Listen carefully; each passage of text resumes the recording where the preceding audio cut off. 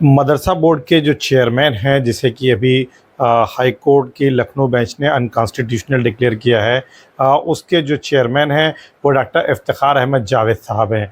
और उनका एक इंटरव्यू आया है, उस इंटरव्यू को हम थोड़ा एनालाइज़ करने की कोशिश करेंगे कि इंटरव्यू के ज़रिए वो क्या कन्वे करना चाह रहे हैं, उनके इंटरव्यू के क्या मायने हो सकते हैं। देखिए, एक चीज़ तो बहुत इम्पॉर्टेंट है कि जब मदरसा बोर्ड ही अनकॉन्स्टिट्यूशनल हो गया, तो फिर जब मदरसा बोर्ड ही अनकॉन्स्टिट्यूशनल है, ऐसी सिचुएशन में मदरसे बोर्ड का चेयरमैन का पद पर बने रहना एक सवाल लीगल ये बनता है।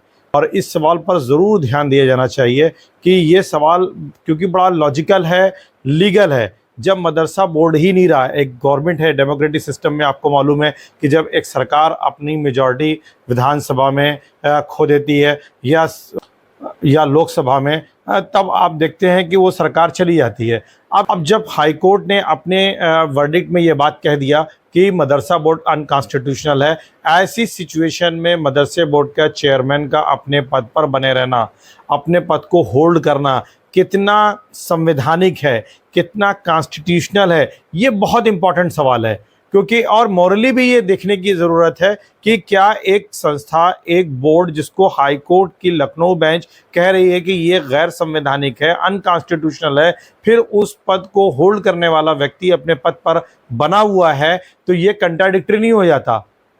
एक चीज़ तो ये है। अब हम उनके इंटरव्यू पर आते हैं कि उन्होंने इंटरव्यू में क्या कहा। उन्होंने कहा कि हम इंटरव्यू को एनालाइज कर रहे हैं और फिर अकॉर्डिंग टू दैट हम जो है डिसीजन जो है लेंगे। तो ये चीज़ एक समझ में आती है, ठीक है, लेकिन हम एनालाइज कर रहे हैं। अब उनका ये भी कहना है कि चूंकि मदरसे बोर्ड का जो एक्ट था वो 2004 में आया था और अब उसको 2024 में आकर के अनकॉन्स्टिट्यूशनल डिक्लेयर किया गया है, तो हम इसे समझने की कोशिश कर रहे हैं। We are trying to understand the verdict, ये उनका स्टेटमेंट है। फिर will decide how to work in the coming days, फिर हम डिसाइड करेंगे कि हमें करना क्या है। देखिए, ये बड़े इंपॉर्टेंट वर्ड हैं, इन पर हम आगे चल करके थोड़ा सा डिस्कशन करेंगे।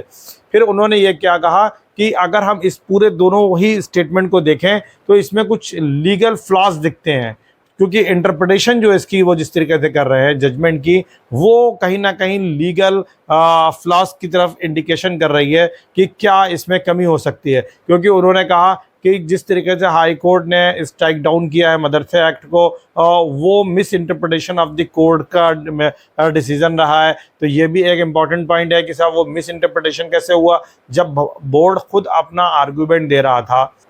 बोर्ड की तरफ से जब एडिशनल एडवोकेट जनरल वहाँ पर थे और उन्होंने बोर्ड की तरफ से आर्गूमेंट को पेश किया, उसके बाद कहाँ पे चूक हुई ये तो डेफिनेटली इनके पास क्लियर होना चाहिए, उसका क्या स्टेटमेंट दिया जाए। क्योंकि अगर जजमेंट लोगों के पास है, जजमेंट लोग पढ़ रहे हैं, उसमें सब दिखाई दे रहा है कि किस तरीके के आर्गूमेंट मदरसा बोर्ड ने दिए, किस तरीके के मदरसा टीचर्स एसोसिएशन ने अपने आर्गूमेंट दिए और क्यों ये वर्डिक्ट आया, तो ये सारी चीज़ें क्लियर है। तो एक चीज़ तो ये कह रहे हैं कि मिस इंटरप्रिटेशन है।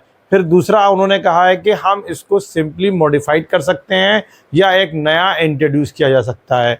अब ये इतना सिंपल नहीं है, एक बोर्ड को अनकॉन्स्टिट्यूशनल डिक्लेयर कर दे हाई कोर्ट की एक बेंच और 2 जजेस की बेंच है ये, और वो जजेस की बेंच के बाद आप चेयरमैन साहब ये कह रहे हैं कि हम उसको सिंपली मॉडिफाइड कर सकते हैं।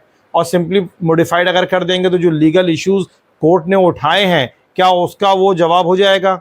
और क्या फर्दर कोई अगर पिटीशन दाखिल होगी तो क्या फिर वो बोर्ड का स्टैंड वहाँ पर क्या होगा, और क्या वो आपका मॉडिफिकेशन कोर्ट में स्टैंड कर पाएगा, या एक नया बिल आप इंट्रोड्यूस कर देते हैं, उसमें कुछ मॉडिफिकेशन कर देते हैं और फिर उसको आप ले आते हैं। तो ये एक बहुत इंपॉर्टेंट चीज़ है, इसको हमें समझने की आवश्यकता है, क्योंकि एक्ट को ही अनकॉन्स्टिट्यूशनल कहा है और वायलेटिव ऑफ सेकुलरिज्म कह दिया है, जबकि आर्टिकल 29 और आर्टिकल 30 के अकॉर्डिंग ये अनकॉन्स्टिट्यूशनल नहीं है। लेकिन चूंकि अब ये एंगल आ गया है तो इसको आपको जस्टिफिकेशन देना होगा, आपको कंपैरेटिव जो है थोड़ा सा संस्कृत बोर्ड को भी देखना पड़ेगा, उत्तर प्रदेश संस्कृत बोर्ड या जो अलग अलग स्टेट के जो संस्कृत बोर्ड हैं वहाँ पर वो किस तरीके से एजुकेशन दे रहे हैं, वहाँ के संस्कृत के सिलेबस में और बोर्ड के सिलेबस में क्या क्या चीज़ें हैं। क्योंकि अगर आप एक नया बोर्ड लेकर के आना चाह रहे हैं तो उत्तर प्रदेश में ऑलरेडी बोर्ड है, माध्यमिक शिक्षा परिषद का बोर्ड एक है, प्राथमिक शिक्षा से जुड़े हुए तमाम मैकेनिज्म हैं।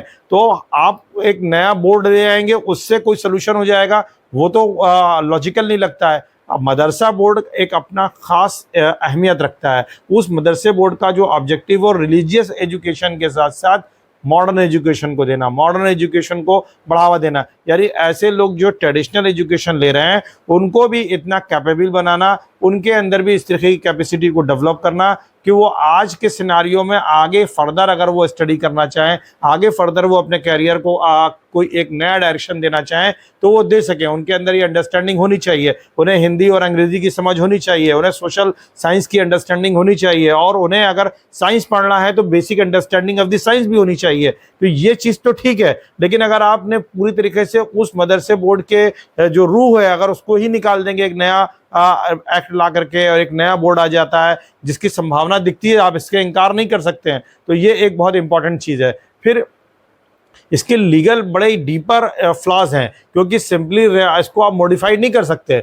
सिंपली मॉडिफाइड करेंगे तो डेफिनेटली ये फिर आगे कहीं ना कहीं चैलेंज कर दिया जाएगा, और इसका मतलब ये भी होगा कि आपने कहीं ना कहीं जो ये एक्ट अनकॉन्स्टिट्यूशनल डिक्लेयर किया गया है उसके अंदर जो छुपे हुए कॉन्स्टिट्यूशनल इश्यूज़ हैं उनको आइडेंटिफाइड करने में आप फिर से फेल हो गए, जिसको कि कोर्ट ने रेज़ किया और जिसके आधार पर कोर्ट ने उसको अनकॉन्स्टिट्यूशनल डिक्लेयर किया है। तो यहाँ पर हमें एक कॉन्क्रीट प्लान की ज़रूरत है, बहुत प्लान करके लेकर के जाना है।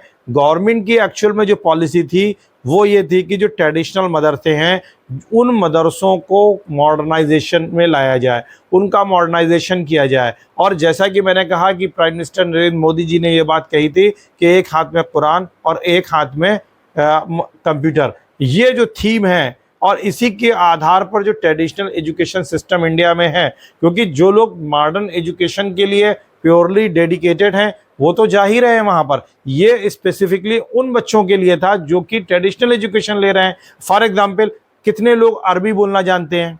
अरबी की शिक्षा दी जा रही है मदरसे बोर्ड के माध्यम से, संस्कृत बोर्ड के माध्यम से। भारत की अगर हम 2011 के सेंसस को देखें तो कितने लोग हैं, मुश्किल 10-20 हज़ार लोगों ने संस्कृत को अपनी भाषा के रूप में उसमें आइडेंटिफाई किया होगा।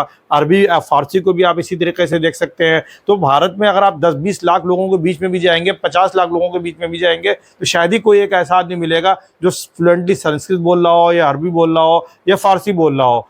तो अगर आप इस पॉइंट ऑफ व्यू से देखें तो ये जो हमारी क्लासिकल लैंग्वेजेस हैं, जो हमारी ट्रेडिशनल लैंग्वेजेस हैं, जो हमारी ट्रेडिशनल नॉलेज है, जिसका पार्ट रिलीजियस एजुकेशन भी है, वो उसको प्रोटेक्ट करने के लिए ये बोर्ड बनाए गए हैं। चाहे वो संस्कृत बोर्ड हो, चाहे वो ये मदरसा बोर्ड हो। मदरसा बोर्ड तो ये नाम रखा गया, पहले तो अरबी फारसी बोर्ड था और यहीं से सारा कन्फ्यूजन क्रिएट हुआ है। तो हमें ये चीज़ कन्वे करनी है, और सिंपली मॉडिफिकेशन या सिंपली एक नया बिल को इंट्रोड्यूस करना डेफिनेटली जो है वो नई तरीके की सिचुएशन को इवॉल्व करेगा। क्योंकि अगर एक नया बिल आएगा तो गवर्नमेंट उसको अपने हिसाब से डिज़ाइन करेगी, और फिर उसके बाद वहाँ पर क्या रिलीजियस एजुकेशन के लिए क्या स्कोप होगा, कितना स्कोप होगा, ये सारी चीज़ें बड़ी इंपॉर्टेंट है। तो हमें इस पॉइंट ऑफ व्यू से भी समझना है, और साथ ही साथ हम एक गवर्नमेंट की स्कीम रही है उसको हम आप लोगों के साथ शेयर करेंगे।